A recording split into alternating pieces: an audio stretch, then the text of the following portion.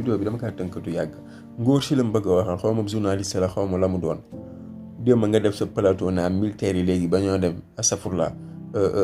FDS ba ñoo demati léegi manifestation dañ leen jox ay bal réel pour ñu mën a tirer si manifestant yi yow nit la est-ce que wér naa yow faa ma sa gis manifestation si àddina bi mu am FDS la yóbbu ay bal réel bal blanc la yóbbu wala lakar bal blanc bi sax du si bokk lacrymogène rek ak seen ndox yu tàng yooyu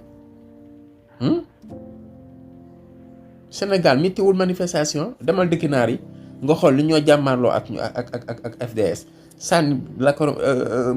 cocktail molotov la nekk la ñoo def te joo si gis kenn tiré ñii nga xam fi manifestation gën a métti yow Sénégal fii ñëw nga naan ay leen tiré ay bal réel li ma gën a métti si sa wax nga naan tenue bi dafa sacré tenue militaire tenue safula tenue gendarmerie tenue police ak tenue douane dafa sacré foog ñu ormal leen léegi ne war naa sacré ba gën a sacré ba kanam doomu aadama sa doom ba si deewoon doo waxee ni yow sa doom bés ba bokkoon si manifestation deesi billahi doo waxee nii nekk leen ay nit